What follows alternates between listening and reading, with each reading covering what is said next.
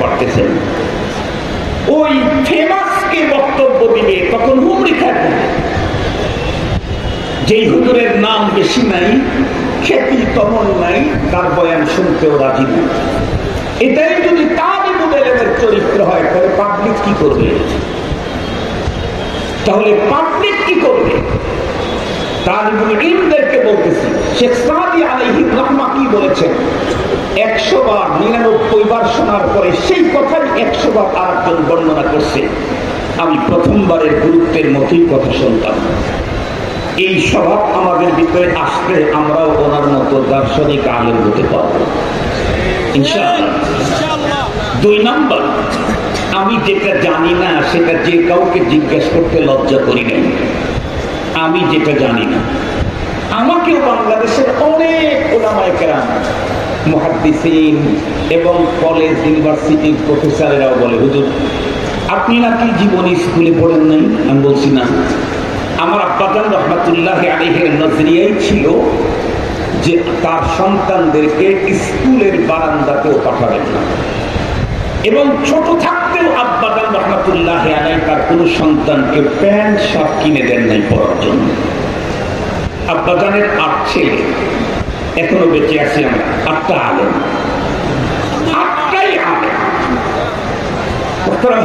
কেন? আব্বাজান বলতেন পোশাকের একটা প্রতিক্রিয়া আছে। এই কারণে জীবনে কোনোদিন স্কুলের বারান্দাতে ক খ গ গ শিখতেও যায়নি।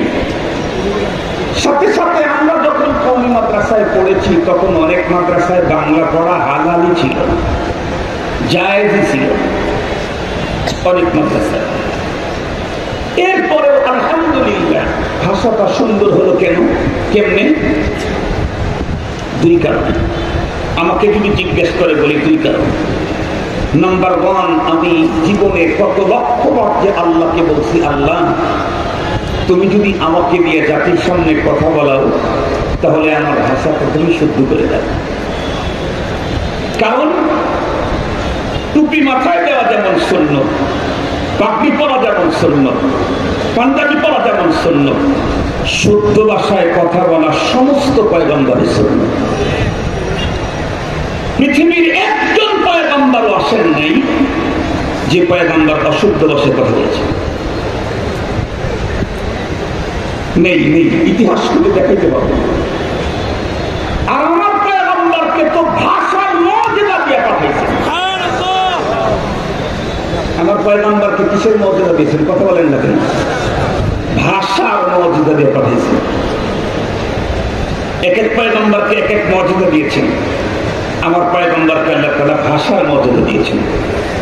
এ কারণে কোরআনে পাকের কাছে পৃথিবীর কোন সাহিত্যিক এসে কখনোই মাথা উঁচু করতে পারে নাই, মস্তক নয় দিতে বাধ্য হয়েছে। এটা পয়গম্বরের মর্যাদা।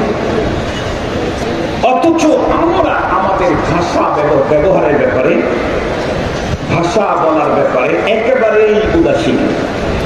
আল্লাহ আমাকে প্রথম নাম্বার এই সবকের উপরে আমল করার তৌফিক দান করুন, আপনাদেরকে আমল করার তৌফিক দান করুন। 2 নাম্বার একটা কাজ আমি করতাম, আমি যে কোনো সবসময় উন্নত ভাষাবিদ যারা আছে, সাহিত্যিক, তাদের কথাগুলি শুনতাম। নতুন কোন শব্দ আসলে আমি যে কাউকে জিজ্ঞেস করতাম।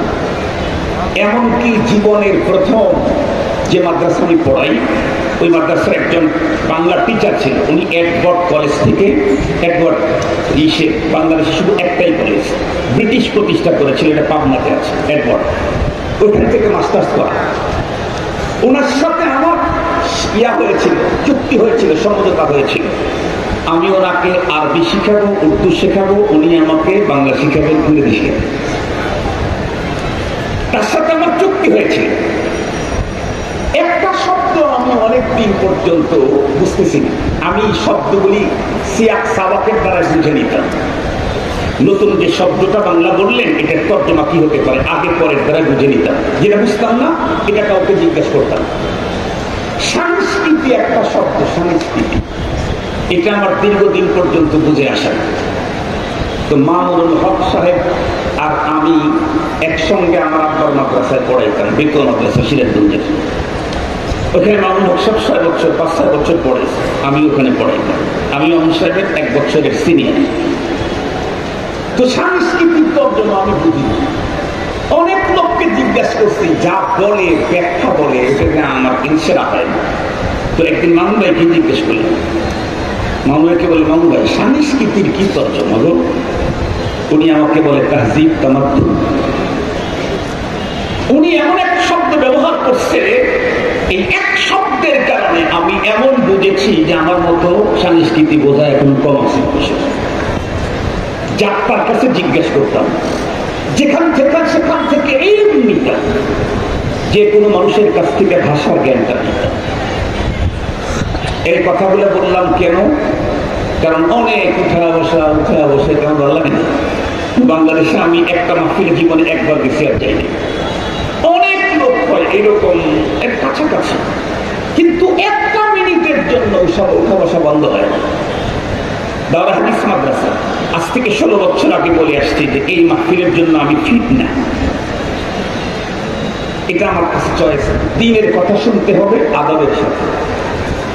দ্বীন তো আদব। দ্বীন কি? দ্বীনটাই তো আদব। আমি আজকে কোরআনে হাকিমের সূরা আলে ইমরানের 81 নম্বর আয়াতে কারিমা তেলাওয়াত করেছি। আমার একটা টার্গেট আছে, এতগুলি কথা বলতাম না। আমাকে জামিল ভাই ইনফরমেশন করছেন যে একটু লম্বা করেন, এই কারণে মাঝখানে এই কথাগুলো বললাম, মনে হয় ফায়দা হবে যদি মানতে পারি ইনশাআল্লাহ। কোরআনে হাকিমের আলে ইমরান সূরা আলে ইমরানের 81 নম্বর আয়াতে কারিমা তেলাওয়াত করেছি। এই আয়াতে কারিমাতে রব্বুল আলামিন রূহের জগতে আত্মাদেরকে নিয়ে যে কনফারেন্স, যে সমাবেশ করেছিলেন, সেই সমাবেশের বর্ণনা দিয়েছিলেন। আমরা প্রত্যেকেই জানি আল্লাহ পাক রূহের জগতে আত্মাদেরকে নিয়ে কনফারেন্স করেছিলেন দুইটা, একটা জেনারেল কনফারেন্স আর একটা স্পেশাল কনফারেন্স। জেনারেল কনফারেন্সের কথা আল্লাহ পাক সূরাতুল আরাফের 172 নম্বর আয়াতে কারিমাতে বর্ণনা করেছেন। ওই যে সকলের জানা কথা, আলাস্তু বিরাব্বিকুম ক্বালু বালা শাহিদনা। ওই কনফারেন্সের বিষয়বস্তু ছিল রুবুবিয়্যাতে বারি তাআলা, আল্লাহ যে রব, এই কথার স্বীকৃতি সমস্ত মানব আত্মার কাছ থেকে আদায় করে নেয়। পরবর্তীতে রব আর একটা কনফারেন্স করেছেন, স্পেশাল কনফারেন্স। সেটা হলো পৃথিবীর সমস্ত মানব আত্মা থেকে রব নিজে চুনে চুনে বাছাই করে করে ইন্তেখাব করে করে কিছু আত্মাকে ভিআইপি একটা গ্যালারিতে জমা করছেন, ইন্তেখাব করেছেন নিজে। সেখানে কাদের আত্মা ছিল? আদম তা ঈসা এবং আমাদের পয়গম্বর মুহাম্মদুর রাসূলুল্লাহ সাল্লাল্লাহু আলাইহি ওয়াসাল্লাম। এক কথা, সমস্ত নবী এবং রাসূলগণের আত্মাকে বাছাই করে ছাঁটাই করে স্পেশাল একটা গ্যালারিতে ঢুকিয়ে দিয়েছেন। মজার কথা হলো, ওই গ্যালারিতে যত বড় বংশী হোক না কেন তার ঢোকার কোনো অনুমতি ছিল না, শুধুই নবী আর রাসূলগণই ঢুকেছেন। হাত্তাকে বিশ্ব নবীজির রফিকুল গার যিনি, বিশ্ব নবীজির রফিকুল গার যিনি তামাম পৃথিবীর সমস্ত উম্মতের মধ্যে এত বড় মর্যাদার অধিকারী, নবীদের ভিতরে মুহাম্মদুর রাসূলুল্লাহ যেমন মর্যাদার অধিকারী, নবীদের ভিতরে আমাদের পয়গম্বরের মর্যাদা যেমন উঁচা, সমস্ত উম্মতের ভিতরে সিদ্দিক আকবরের মর্যাদা সেম উম্মতের ভিতরে ওই রকমের উঁচা। যিনি রাসূল করিম সাল্লাল্লাহু আলাইহি ওয়াসাল্লামকে এমন একটা মুহূর্তে সাহাবত দিয়েছেন, পেয়েছেন, যেটা অন্য কোন সাহাবীর সাআদত হয়নি। এটার অবশ্য কারণ ছিল। আমাদের প্রত্যেকের জানা আছে, রাসূল করিম সাল্লাল্লাহু আলাইহি ওয়াসাল্লাম একদিন সাহাবায়ে কেরামদের সামনে বলতেছিলেন, হুব্বিবা ইলাইয়া মিন দুনিয়াকুম সালাস। এই পৃথিবীর 3টা জিনিস আমার কাছে বড় প্রিয়। জিজ্ঞাসা করা হলো, কি নবীজি? নবীজি উত্তর করলেন, আত-তিব ওয়ান নিসা ওয়া জুইলাত কুররাতু আইনি ফিস-সালাত। কোন 3 চয়েস বর্ণনা করা শেষ হতেই ফাকামা আবু বকর সিদ্দিক একবার সঙ্গে সঙ্গে দাঁড়িয়ে গেলেন। ওয়াকালা কুতিবা ইলাইয়া মিন দুনিয়ায়া সালাস। এই পৃথিবীর আমার তিনটা জিনিস খুব চয়েস, ফার্স্ট চয়েস। কি কি? আন-নাযরু ইলা ওয়াজহিক ওয়া ইনফাকু মালি আলা আমরিক ওয়া বিনতি ফি বাইতিক। জিনিস তিনটা বলেছেন, কিন্তু তিনটার মূলে একটা, আন-নাযরু ইলা ওয়াজহিক ওয়া ইনফাকু মালি আলা আমরিক ওয়া বিনতি ফি বাইতিক। আমি এটা বিশ্লেষণ বলবো না। নবীজির বিশ্বসেরা তিন চয়েসের প্রথমটাই হলো সিদ্দিক আকবরের নবীজির চেহারার দিকে চেয়ে চেয়ে দেখা। এটা খুব মজা। সিদ্দিক আকবরের অন্তরের যে আবেগ রব্বে কারীম বুঝে ফেলেছেন, মানে 100 আল্লাহ পাক এটার কদর দিয়ে দিলেন।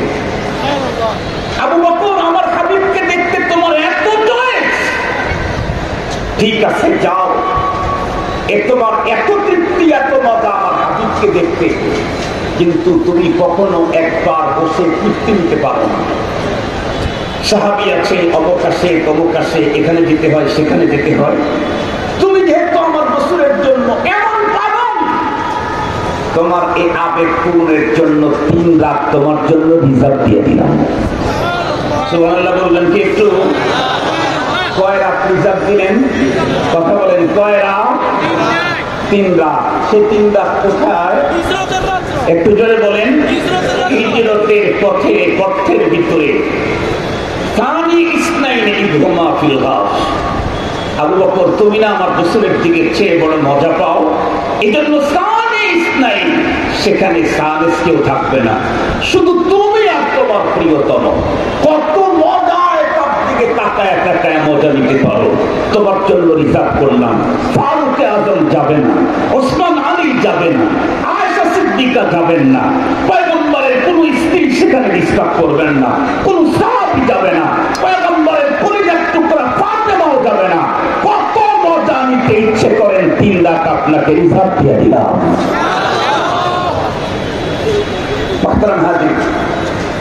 সেই সিদ্দিক আকবর যিনি রফিকুল গার, যিনি এখনো পয়গম্বরের পাশে, ময়দানে মাহশরে যার কাঁধের উপরে হাত রেখে পয়গম্বর উঠবেন, সেই সিদ্দিক আকবর ওই গ্যালারিতে ঢোকার সুযোগ নেই। কেন? আপনি যত বড়ই হন, এই গ্যালারি নবী এবং রাসূলের জন্য। বলুন তো দেখি, সিদ্দিক আকবর ফারুকে আযম যদি ওই গ্যালারিতে ঢোকার সুযোগ না পায়, তাহলে মুসাইলামাতুল কাযযাব আর ভণ্ড নবুয়তের দাবিদার গোলাম আহমদের তো খবরই নাই। কথা বলেন। রফিকুল গার যদি ঢুকতে না পারে, তো গোলাম আহমদের চান্স কোথায়? মুসাইলামাতুল কাযযাবের চান্স কোথায়? আদম ঈসা সমস্ত নবীদেরকে আল্লাহ পাক ওই জায়গায় জমা করে আরেকটা বক্তব্য দিলেন, আরেকটা অঙ্গীকারনামা দিলেন। কি অঙ্গীকারনামা? আল্লাহ পাক বলেন, ওয়াইদ আকাদাল্লাহু মিসাকান নাবিয়্যিন লামা আতাইতুকুম মিন কিতাবিন ওয়া হিকমাহ সুম্মা জাআকুম রাসূলুম মুসাদ্দিকুন লিমা মা'আকুম লাতু'মিনুন্না বিহি ওয়া লাতানসুরুন্নাহ قال أأقررتم وأخذتم على ذلكم إثري قالوا